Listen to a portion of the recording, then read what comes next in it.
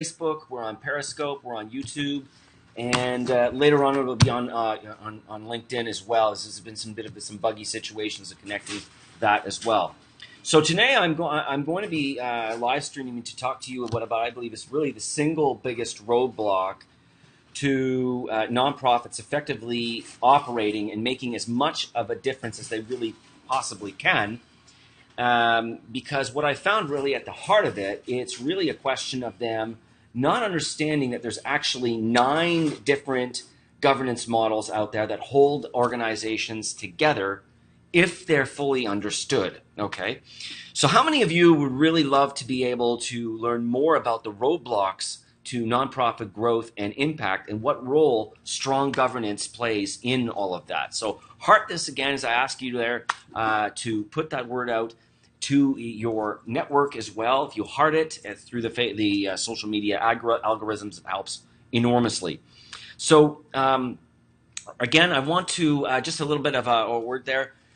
Leave your comments as well throughout the course of this stream. And if you're listening on the recording, do that as well. If you share it, I'll give you the notes today. Just send me a comment saying you shared it as well. So for today, I'm going to get into what I talked about, the different governance models out there, and for you to get an understanding of what that means so that you can have clarity on it. But before we do that, what does governance mean? For many people I come across who serve on volunteers on the boards of nonprofits, associations, and that, it's a bit of a broad term, if you will, for them, widely interpreted.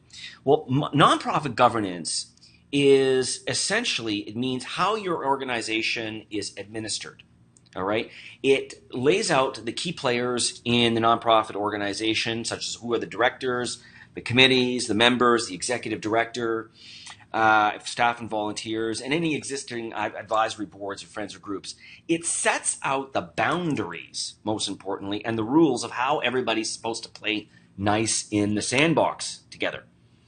That's essentially what it is. I mean, there are a lot of other broad terms in academics and that, and I'll get into that in a moment, but really at the core of it, that's what this is.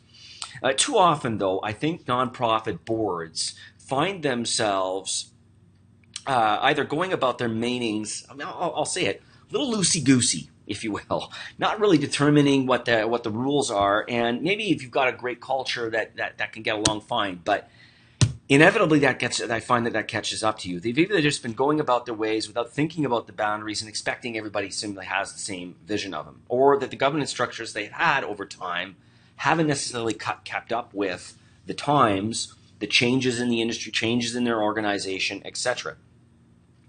And I want to be clear to you, whatever model you adopt, and there's 9. I've found it through own research. Believe it or not, there's 9 different models out there. Whichever one you find works for you is fine. I know some people are going to be real gung-ho on policy carver and like that. And, hey, if that's your thing, great. But there is no, in my opinion, there is no one-size-fits-all. It really depends. But the important factor is that it's clear.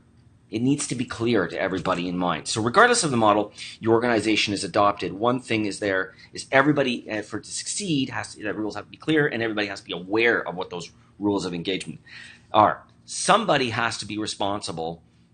The principles outlined in what I'm going to be doing and talking to you about are just a snapshot, really, of that. So although admittedly some models have lesser degrees of leadership complexities and conflicts about their foundation, there are a number of things for you to consider. For example, in an organization founded by the CEO or the executive director, for example, you may have been founded by the person who's now also administering things as well, who only calls on trusted hands in the organization. It's clear that who sets the policies, manages, and the place, and who bears leadership responsibilities are what happens there. That can be happening there. But eventually at some point, and even in those instances as well, some rules of engagement are going to be needed so that the organization can live on beyond being just the one-man show, if you will. There are, as I mentioned, 9 different models. So you'd like to talk about those, if you don't mind. And that comes up actually in a brand new book, ebook that I've put together. It's called Up Your Nonprofit Board's Performance and Governance Without Needing a PhD in Governance. You can check out more about that through, as one of the resources actually of membership in the Society of Nonprofit Board Directors. You can find out more about that as well by going to diagnose.nonprofitboarddirectors.org. And if you, it's a great little survey. If you happen to identify governance as being your number one challenge, it'll teach you over there a little bit about that. You can find out more about that resource. So back to what I'm talking about. How many of you would like to, if you'd love to know a little bit more about what these 9 models are, heart this, love this, make a comment, send me more details. Again, if you do, I'll make certain to send in the comments or reach out to you with the notes of this talk. So the first model really is what we call the traditional or working board model. It's the oldest of models and gives responsibility to the board as a collective on all matters. Usually that's an instance where the board is in their fingers are really in the pie. The second model that's most common is called the Carver Board Governance Model. This places its focus on the goals of the association or organization, empowers the CEO to act, all within well-defined limits like this. Now, developed by a gentleman by the name of John Carver, it creates a board synergy with the CEO where it holds regular meetings and requires board members to show commitment to the growing knowledge of the organization. And under this model, the board considers it vital to make policies and monitor progress made by the CEO against these policies. The third model, lesser known perhaps, is called the Cortex board governance model. The primary responsibility here is of the board to identify outcomes and ensure they're met, whichever way the staff does it. A fourth model is called consensus board governance model. And like the cooperative model, gives board members equal votes, equal responsibilities, and equal liability as well. That's sort of similar to what I was mentioning in a sort of along the traditional line when I say cooperative there. The fifth model is the competency board model. Now, this model focuses on improving overall board performance through communication, trust, relationships, while the bylaws take care of the practices. Now, often I see this happening in a charitable world, wherein the focus would be very much on aspects of finding people with specific competencies to join the board. So give an example of that would be somebody, they need a legal expertise, so they'll go out and get a lawyer. They might get an accountant to serve as treasurer, et cetera, et cetera, et cetera. The sixth model is what I call the advisory governance model. Here, the CEO starts the organization, but soon needs advisors to advance the organization a little bit more. This is an advisory, where an advisory board comes in. And I see this happen at is younger startup type of not-for-profits, associations, and the like.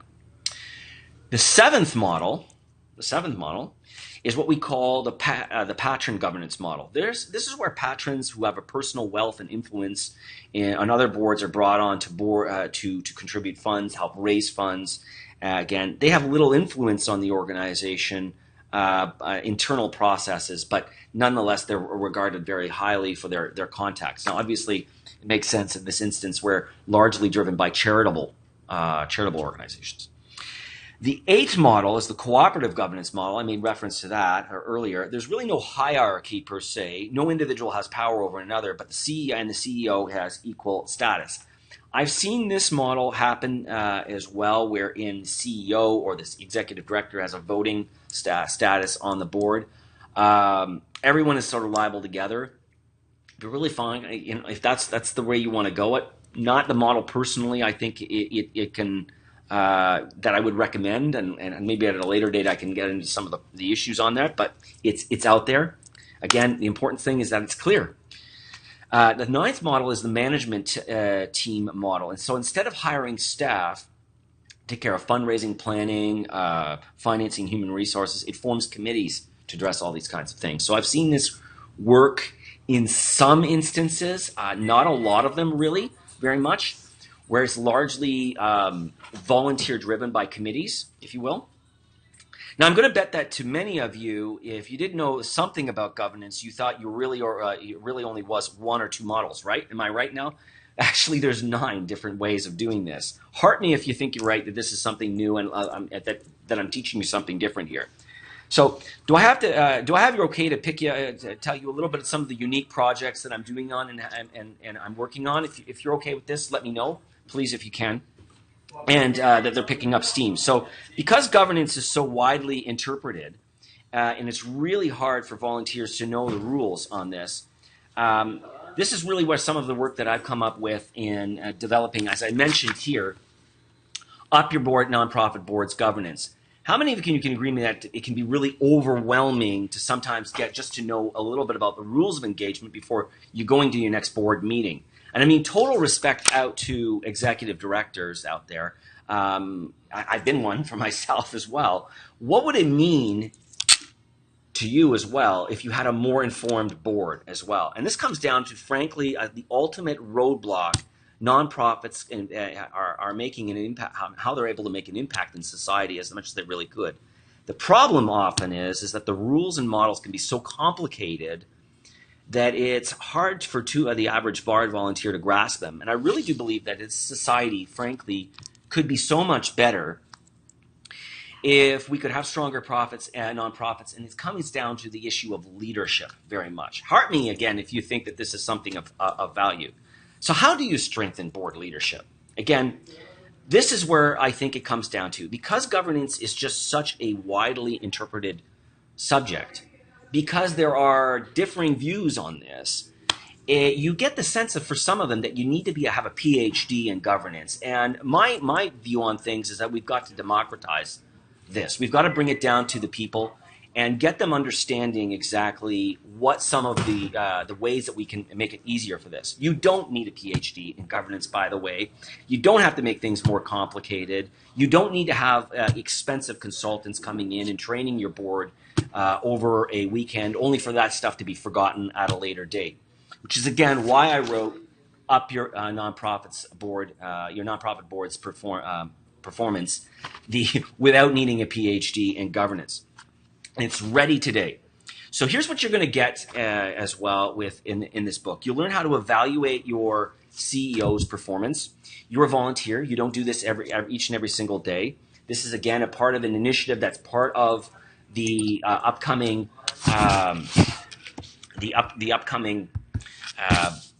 roundtable that's going to be diffused on just for members of the Society of Nonprofit Board Directors. We'll be talking about how to do appropriate succession planning, but it's also in this book. I'll talk about this.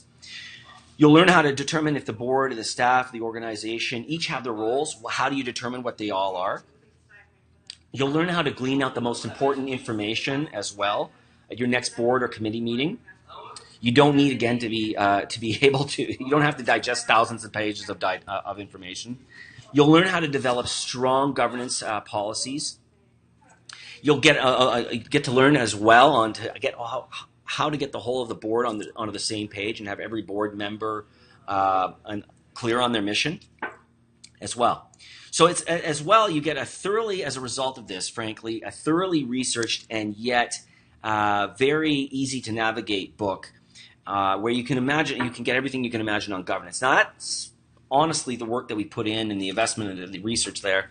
It's got a $47 value. And for extra measure out of this, you can get an extra copy of the Society's other book, which goes hand in hand with this, called 7 Tips for Better Board Dynamics. That has a $47 value. Now you put those together, that's a total value of $94. Now the experts have encouraged me to put these two together for a bundle for $67. However, I'm not going to charge you that much.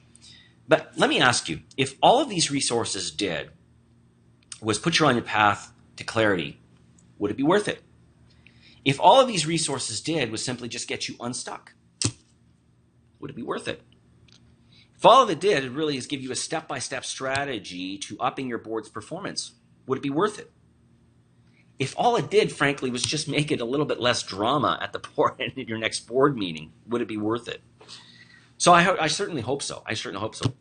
So here's the deal. The combination of these two resources are going to be will be priced at $67 later in the year to the general public this year. But since you're on this live stream with me, or you're listening to this recording as well, I'm going to make you a special offer. You can get the access to it all for just $26 today, straight off. That's a savings of $68. And if you're interested in these two great resources, okay, type interested into the comments, and I'll make sure to reach out to you as well. Now, is it okay if I over deliver and sweeten the pot just a little? All right. If you sign up for the new book, Up Your Board's Performance, which includes a free copy of 7 tips for improving board dynamics, I'll give you the opportunity as well to upgrade your purchase of a full year of membership in the Society of Nonprofit Board Directors at a discounted rate of $73. That's a $27 savings to upgrading your full membership for the whole year. That's normally goes for $99. And here's the bonus. If you sign up today, we'll even throw in a free invitation to the coming roundtable that will be happening on June 14th, where we'll be talking about the whole issues of board succession planning for their next CEO, a critical element, by the way, in governance as well. You'll get the opportunity to virtually network with board directors from all over, as well as the two top experts in the field of not-for-profit succession planning. Don Tevye, who's got a book out on the whole subject, as well as Bill Hudson from Heidrick and Struggles, one of the leading executive recruitment firms from the Washington, D.C. region as well, who's got some really fabulous information, some studies that their firm has done. So let me take the risk off the table, if you will, for the rest of us. We've helped so many nonprofit board directors build their confidence in governance and acumen and I'm so confident that it's going to work for you. So that if membership after 1 year, after 1 month or any of the other resources for that matter, isn't your thing, you don't think it really is going to be worked out there, and just simply let me know. And you know what? You won't be charged. It's free there after 30 days. Frankly, if we can't add value to this, we don't deserve your money. So send me a message for our new book, Up Your Board's Performance, without the need for a PhD in governance. And get a copy as well. There's 7 tips for improving board dynamics for just $26. And of course, you have the opportunity to upgrade your membership and take a full year of membership. Even with the 31-day trial, if you saw up for this, if you get the 2 there, for just $73 today. So I look forward to hearing back from you. Of course, if you have any other comments, questions, and like this, reach out to me. Love to hear from you as well. And onward and upward, as I like to say. Thanks so much.